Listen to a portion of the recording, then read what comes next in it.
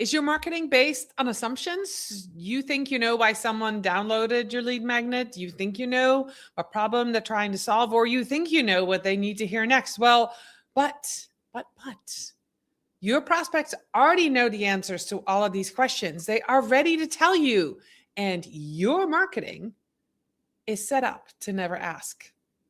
Moni Oloyede has spent years helping small business owners like you stop guessing and start collecting the information that actually matters at the exact moment someone raises their hand.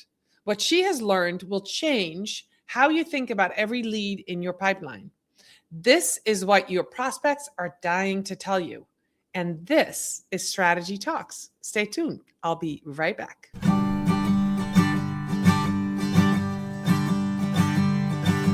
Let's strategize together. Let's hear it from an expert. Join the conversation, it's informative and free. You and me, let's talk some strategy.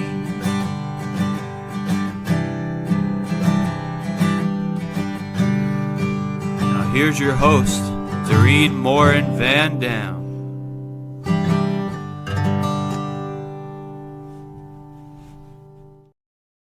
Hello, everybody. Welcome back to Strategy Talks. We are episode 175, which is pretty incredible. We're 4.5 years in to Strategy Talk. So welcome. If you're new here, just so you know, my name's Morin-van, as the song already told you. And every week I host an expert guest. And we talk about the things that matter. And this season 5, is about content strategy for small teams. So I have an excellent guest today, and we're going to talk about that in just a second. But before we do, I want to welcome everybody who's with us live, whether you're live on LinkedIn or YouTube or Facebook. I want you to know that we really care that you're here. So if you have questions, feel free to ask them in the comments. If I see them, if StreamYard will show them to me, we will answer those live on air. And if we see them afterwards, we will answer them later. If you're listening to Strategy Talks as a podcast, welcome to you, and want to make sure that you know you are very much appreciated. So I'm going to bring onto the stage with me my new friend, Moni. How are you today, Moni? I'm well. Thank you so much for having me. Yeah, we were just trying to figure out while we were in the green room how we got connected, and we think it was our friend Michelle Raymond. So shout out to Michelle. You were on a show, I was on a show, and I was like, I'm ready for some new guests. Introduce me to some new peeps, and she did. And so today we're going to talk about what your prospects are dying to tell you, which I'm very excited about this conversation because I don't know. We always think we know what they want to tell us, and then really it isn't. So how do we get it out of them? Why do we stop listening? So let's start with that. You've built your whole approach around this one idea, Moni, that prospects are already telling us what we need to know, and we are not listening. No. Where did that conviction come from, and why are we not listening? I spent a good it'll be 20 years next year, 2027, in marketing. It's the only career I've ever known. My entire professional career has been in marketing. And I really started my career in marketing operations. So on the tech side of marketing, known for analyzing data and doing a bunch of data analysis, but still not getting the results that we were promised out of the marketing. I just could never figure it out. Why is this never working? And I went to Johns Hopkins University for grad school, got a master's in marketing, and realized we weren't doing marketing. We were sending content. We weren't actually doing marketing. Part of that marketing was market research, understanding your customer. We kind of did customer discovery. We never actually did full-on market research to understand the psychology, the emotions, the drivers, the motivations, all those sorts of things. So I have a deep passion around market research, and really a lot of the issues that businesses have with their content, with their marketing in general, is because they didn't ask anybody.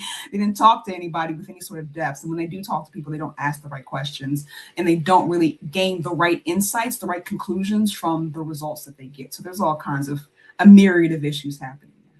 All right. So when we talk about market research or, researching customer, what are we doing wrong? Yeah, so a lot of people interview their customers, which is okay, but those people already bought from you, so there's already a slight bias there. And they tend to want to kind of protect your feelings, right? Our customers are kind of like our friends, and they want to kind of lean into the things that we already sort of know and understand. So that's kind of step one. We talk to our customers first. We don't talk to what I call the audience, and I don't use prospects. I say audience because the audience is encompassing. Audience can be prospects, but they also can be partners. They can be just fans and supporters. They can be stakeholders. There's all type of people who can support, uplift, elevate our business that don't expressly buy from us. So we don't talk to our audience, the people around us in our ecosystem. But you do need to talk to people who are in your ICP, right? That does help. And just do it just to gather information, not to pitch them down the line. Like if you were just going to have a friendly conversation and ask them questions, what would that be, right? Even in just regular conversation, things come up, issues come up that, you wouldn't normally get if you were just kind of trying to force a conversation to a sale. So like the first thing is one, talk to your audience and then your ICP, and then just kind of have a very loose but structured conversation in the sense that like you're still trying to get what's the emotion behind, what's the motivation behind, what are the issues underlying that they're not saying, those sorts of Yes. things. So let me ask a practical question, and this is a side question. That's not on my script in my run a show. But when you say, talk to your ICP, talk to your audience, and I'm assuming in a one-on-one setting, is that an appointment you make with somebody? Is that hey, I'm meeting you at a network event, or this is hey, we're in a board meeting and I want to know from all the stakeholders, like how, I'm just asking for practical advice on this. How do you approach this usually? It's a fantastic question. It's one I get a lot. Here's the thing, Doreen. All of the above is the answer to that.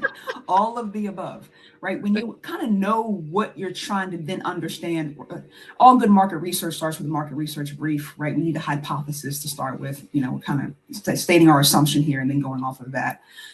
You kind of have a directive of where you want the conversation to go. So that can happen in a networking event. Like you said, that can happen in the casual walking down the hallway. That can be in a scheduled appointment, a one-on-one of which we talk for 30 minutes. And I'm just trying to get a general understanding of you and your pain points and things like that. All can work. All right. And then taking it one step further, I'm assuming that you need you need to talk to a certain number. Is there a magic number? Is it 2 people, 5 people, 10 people? Is there a time when you're like, okay, I'm starting to see a pattern? Is that the time that you stop? How do you measure?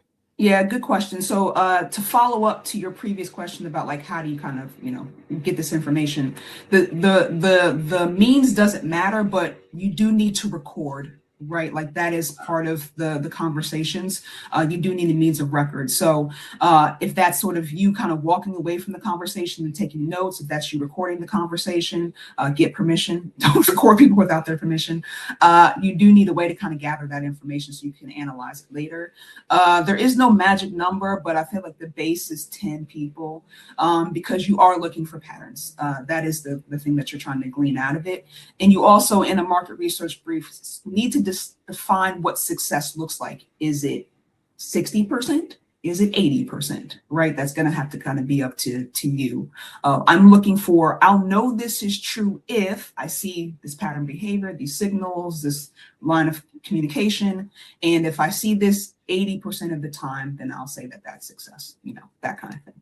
All right. That's fair. That makes sense. So we stated earlier, the most small business owners think they know their audience. What are they basing that on? Why are we thinking that we know our audience? And what in that thinking is skewed? Because obviously that's wrong. Yeah, again, it's just a lot of assumptions. we deal with small business owners. I deal with business owners all the time. I'm not even small. It's not even, categorize it. But, the common known is like, my audience is everybody. And that's the quickest way to tell me you don't know your business. We were talking about that in the green room. Yes, I get that all the time too. Everybody was like, no, let's not do that. Let's not do that. It doesn't work like that. I always give the example of like Apple. Like, can everybody buy an iPhone? Sure. But when you look at their conference and like who actually promotes their products, it is a type of person, right? Like, it is a specific audience. And what happens is you kind of cultivate those people, evangelize them, and then they tell everybody else. So that's kind of how that works. So you do need a target audience, and I focus on identity and behaviors, psychology, and culture, sort of the areas that I focus on, because a lot of times you focus on demographics, firmographics, industry, those sorts of things, and roles. And there's not a bad place to start. I don't want to say like, let's just don't stop there. Kind of go further with that. So, a lot of common roles like engineer or security officer, chief nursing officer, or physician, or whatever it is, right? The role. Sometimes people don't identify themselves in their role, right? It's just a job. And then what? Right? You're kind of screwed. And if you're looking for, like, again, patterns of behavior, people in these roles act like what? They do what? When they're frustrated, under stress, what happens, right? What's the environment they're in? How do they see themselves in that role? Do they see themselves as someone under pressure? Do they see themselves as someone who's a leader? All that kind of stuff now kind of formulates a 3D person. And then we can start to ask questions around that versus just like you're, again, a chief revenue officer. What is your day like? What are your pressures are you under? Like, it doesn't give you a 360 view. And then people just give you basic answers. They don't give you emotional answers. They don't give you anything in depth. They just give you surface. So, yeah. All right. That makes a lot of sense. So if a prospect could send your clients one honest message about why their marketing is not working, what would it say? How do people identify why their marketing is not working? What do they think is wrong? So the business owners, if they come to you and they're like, I think my marketing is not working. What are they saying why it's not working? Because most often it's wrong. 1,000%. They think it's something tactical. They think it's something like there's something algorithmic that they're just not like leaning into that they just need to do. Right. It's just like, I need to now do video and my video needs to do this. And that's how you get popping on YouTube or whatever it is. Like, they just think you have this, there's something that they're not doing to game the algorithm, because they see what they do is they copy what everyone else is doing, or someone who's popular in their kind of genre. They copy that and it doesn't work for them and they don't understand. They don't see that person was doing it for 5 years, or, and they've all the things they've learned, or that they've structured their profile in a way that actually helps people understand what it is that they do. They're using very simple language, all this other stuff that they just don't understand that's going on. And they just kind of copy and paste what someone else did and it didn't work. Right. And what you also don't know, and I'm going to address you that want to copy everybody that is listening or that is watching this, you also don't know what their resources are, how many people they have working behind the scenes. You don't know what emails they're sending, how big their email list is.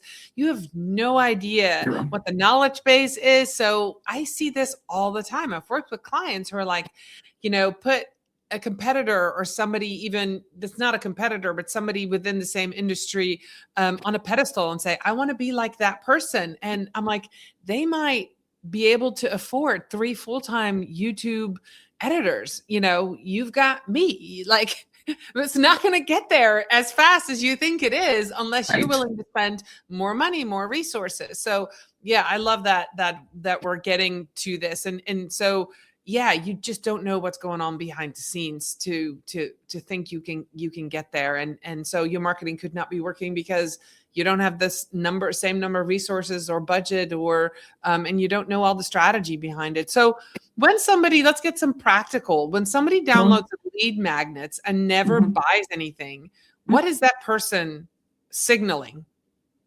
What are they saying? Yeah, 1,000%. This is where I kind of live with business owners. This area right here is like, what does this mean? What does this actually telling you here? A lot of times what business owners don't understand is that from a consumer psychology standpoint, they are an unknown, and an unknown is a risk. and I don't take risks. I minimize my risk as much as I possibly can, right? So your job as a business owner is to minimize the risk of your product or service as much as humanly possible. That happens with information and time, right? Because those things build trust. Information plus time builds trust. That's what you need to do, right? And you need to be patient. Business owners, you need to be patient to build a relationship and build trust, right? That's really all it takes. And again, there's many reasons why people are not moving forward. One is they don't know you're at risk, but other ones is I don't need this right now. I may need it 6 months from now. I may need it a year from now. I don't need it right this second, right? So you need to build what I call likability. You need to be somebody they like, so that if they know somebody who needs what you do, they'll reference you. Or when it comes time that they need that, they think of you first. So that's your job when someone downloads a lead magnet and doesn't buy right away. Your job is to become very likable to that person. Right? And then we start from there. The mind shifts as soon as you start to say that, right? As soon as you take away from, I need to get this person to convert, to I need them to like me, content changes, tone changes, strategy changes. You think completely differently. I like that. Ooh, this is a good takeaway. If you're watching, if you're listening, become likable. That's the key. I love it. I love it. So then if, you work with founders all the time, small businesses, what is the thing that prospects keep showing your founders that you work with through their behavior, their questions, their silence that is misread? What are they doing that is misread? And that's, if you can alert us to that, maybe that'll help us in our own marketing. A lot of times, a lot of business owners live on social media. That's how they grade their marketing. It's like, if I'm doing good on social media, I'm doing good marketing, vice versa. Not true, but I use it as an example because this is how they understand. What they don't get is they don't get a lot of engagement on social media, so they think things are a failure. It's not working, quote unquote. What they don't understand is that people see you. They just don't engage. If you think about your own social media behavior, there's tons of things that you see that you don't hit the like button on. You think are good, right? That just because for whatever reason, it just does not worthy of a like to you. That doesn't mean that you're not getting impressions. So one, be consistent because people see you. But also, information in a social media age is not worthy of a like. And people don't understand that. It's just information. You tell me something, I say, great, and I move on. Thank you. Right? Likes are for entertainment on a base level, and social proof kind of stuff, and social engagement. That's why when you post a photo of you and your family on social media, it gets a bunch of likes. Because that's social, right? Stuff like that, things that are entertaining. That's the stuff people like. Again, I'm not telling business owners to go do that. What I'm saying is, don't be stressed out when you don't get the like, because that information doesn't get likes and clicks. It's good for your strategy to be consistent so people know what you do and know when to contact you. So do it. But don't be mad when people don't give you 1,000 likes for your, listicle post. It's okay. Yeah, because it's just information. You take it, and then there's other signals. If you have good educational content, maybe people will save it. I mean, that's what I do, especially with carousels on LinkedIn. I might not even like it. I'm just like, ooh, I got to save that because I've got to go back to it, or got to be able to find it, or I'll take a quick screenshot of something. Yes. And you're right. There's lots of videos that I watch that I don't follow these people, but they keep. Once I watch it, it keeps coming back in my feed. And then maybe the 8th or the 10th or the 15th time, I'm like, wait, do I not follow them? And then I'll give them a follow or a like. So it takes a while to build that trust. And 100%, I agree with you on that. There are other signals out there, and people are lurkers, Everybody's got lurkers out there. People are listening. Right. It's so funny. I did a poll last week that went nowhere.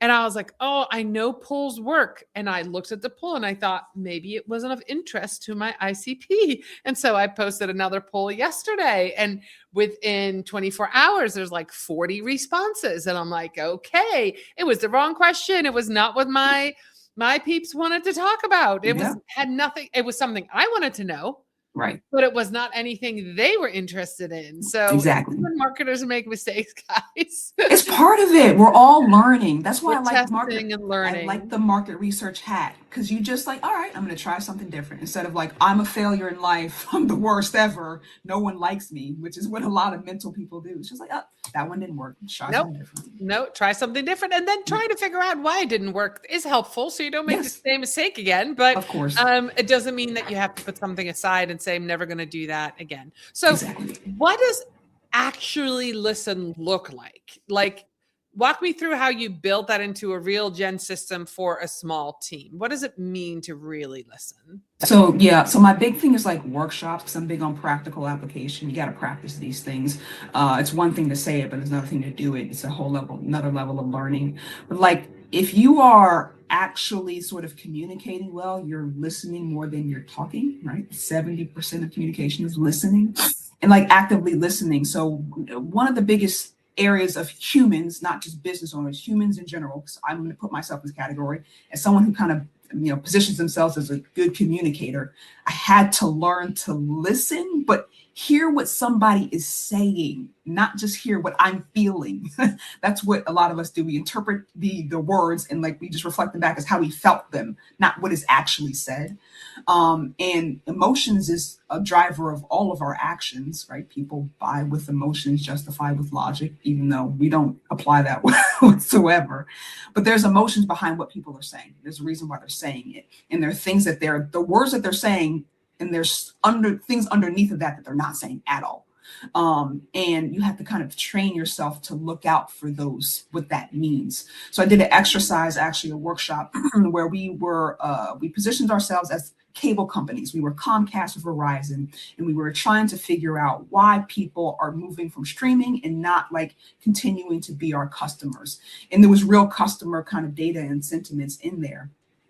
And kind of what people were saying was like, basically they felt like these businesses were screwing them over. They were, taking advantage of them. There's no deal to be had here. They're trapped in these kind of, service models, subscription models and stuff like that. Now, like, will you take that information and like, what's driving that? Why? Is that real? Because if you look at the cable companies, they do have packages that are like allow you to kind of opt out, and you don't have to be locked into these prices anymore. And there's bundles and all types of stuff that like will address those quote unquote sentiments, but people still feel like they're getting shafted. What do? And that's the part. Like, that's the part that we have to kind of teach people to understand, right? Listen to the words, listen to the emotions, but there's something underneath of it. And then how do you address it? It's not always going to be improving the product sometimes. Sometimes it's just the messaging. Sometimes it's acknowledging the feeling. Sometimes it's coming across in a certain visual aspect, right? There's all types of ways to communicate. I think that's the other biggest thing that I have to train business owners on. It's like, there isn't one way to communicate. And communication is multifaceted. It's the visual plus the words, plus the background, plus the tone, plus the color, plus the, like, it's layers to it. Yeah, no, that makes sense. You reminded me of a frustration that I have. And I think that's probably what you're referring to, where a lot of these companies were, a couple of years ago, there were all these ads is like, hey, new customers get a new phone and they get this and they get that. And then I'm like, wait a second, I've been a loyal customer for 15 years. I don't get any of that. So they listened. One of the companies listened and they said, if whether you're new or a company or a long-term customer, right, you get the same deal. Yes. And that was huge because I was one of those customers that was so frustrated. Like, you're punishing my loyalty. Exactly. And that's the feeling. So I think that listening to understand instead of listening to respond. I think that is something that we in life, I've had to learn that, especially in meetings, when there's group meetings, and that's just how my brain works. And I think a lot of you that are watching and listening might have that same, you hear somebody say something and then you're on, I want to respond to that. And it works well for a one-on-one interview because now I can respond and I can, agree with you. But when you're in a meeting and you want to listen to all the voices and there's multiple voices, you shouldn't listen to a response. You should listen to understand. And so I think that's a big distinction. And if if you want to learn more about that, I've had conversations with a couple of other guests on the show about that, but I think that is so important. And Yes. if you can do that with your clients, you're really going to hit it out of the ballpark. Especially in this day and age, there's not a lot of it. So that is blue ocean. Yeah, no, true. Understand. So Moni, can you tell me about maybe a client who thought they knew their audience, collected their real information, and discovered something that genuinely surprised them? Do you have like a little case study or something that, maybe that was like, oh, wow, we discovered something when we were doing the work or we're doing the workshop that was genuinely surprising? What comes to mind for me is that I did a workshop last week, as a matter of fact, and I had a woman who does consulting services around improving corporate governance, and very astute, smart, sophisticated woman. And we were doing a market research exercise, actually. And what came to be was the direct feedback was, one, I don't know what you do. Like, what does, you know what I mean? Like, I hear you saying the words, but the audience couldn't grasp how she could help them. Right. And I run into this with people who do like service-based businesses all the time, especially like consultancies. It's like, you say you do, productivity improvement. What does that mean though? Right. How do I apply that? So like one of the things is like using words of like, when you see this action happen, this behavior, this sort of emotion, give me some descriptive. When this happens, you call me, right? So in a business setting, if these sorts of things happen in your business, I'm the person to call. And it was actually hard for her to like narrow down what it is that she do to apply to that. And I run into that a lot, where it's like it's sort of the same thing as my audience is everyone, right? I can do so many things, right? I do all of this. It doesn't matter, just call me in. I can help. I want to come in at this stage. I want to come in at this stage. Yeah. Like, but your audience doesn't think like that. They think I have a problem.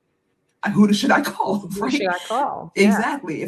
If I now need a lawyer to sign contracts, I need to call a lawyer, right? It's like, I need to know the scenario in which I need to call you. So in a governance setting, if I am applying for an LLC, and I need to then add another person on, is that when I call you? Like, give me the scenarios in which this happens that ends up being your messaging. It's not corporate governance, is when such and such happens, right? Like, that's how you apply those things. That's what market research will. I love it. Oh my gosh, that was so clear. I love that. So somebody's watching, somebody's listening right now. They have leads going cold and they don't know why. This is going to be my last question. What is the first question they should ask, and where should they ask it? What is happening? Yeah. The question you need to ask is, what's the real value they're looking for? Because it's not being fulfilled. That's why they went cold. They're not getting actual value from you. And normally it's because you have not specified enough the pain point to then get a direct piece of value. So I like a one-to-one concept. Again, people try to solve everyone's problems and make sure they leave happy and whole. You can't do it, right? Your job is to get them from point A to point B. That's it. If they want to go to C, then we can have another conversation. You let them do that. But it's one problem, one solution, and you need to be specific enough for that. So I'll use myself as an example. When I first started my business, I was trying to help business owners get to their go-to-market strategy. Too much in a workshop. Like, I had a 6-week workshop, 2 hours. They were like, no, I don't want to sit here for 2 hours and do my go-to-market strategy. I want to get popping on social media, right? Or whatever it is. So I had to like really niche down specifically and say, hey, we're going to sit here and work on LinkedIn, right? Or LinkedIn engagement, super specific. So not social media strategy, it's LinkedIn. Not LinkedIn followers, right? Not LinkedIn newsletters, not LinkedIn company pages, just LinkedIn engagement, right? People don't know how far they need to niche down in order to make it valuable to somebody. If I define value in that, then I'll trust you to find value in the next thing, and the next thing, and the next thing, and so on and so forth, right? So break it all the way down, get very simplistic, solve one problem and then move on to the next. I love it. Well, Moni, this has been a very enlightening and incredible conversation. So if you are marketing, if you're a business owner or you're a marketer and you're frustrated because everything you've tried is not working, that you've thrown spaghetti at the wall and it's not sticking, think about all the things that Moni went over. Go watch a replay, go back to YouTube, or, wait for the podcast to come out. Or if you're listening to the podcast, just hit replay and think about all these different ways that you can get to the value that you're offering and to reach the audience that you need to reach by listening. Moni, how can people connect with you online? Because I think they probably will want to. Absolutely. So you can follow me on LinkedIn. I post regularly over there. If you want marketing tips, strategies, more of what I talked about here, then you can sign up for my newsletter. So you just go to momartech.com. That's momartech.com. Go to the bottom of the homepage and you can sign up for the newsletter there. Awesome. And I'll make sure to put those links in the show notes. So if you're listening to this, they're already in the show notes. If you're watching this on the replay, they should be either in the comments or I'll add them to the show notes. Moni, thank you so much for being with me today on episode 175. I think that's very exciting. For those of you who are regular listeners, I'll be back next week with another episode of Strategy Talks. And thank you once again to our wonderful guests, and see you all soon. Bye, everybody. Bye.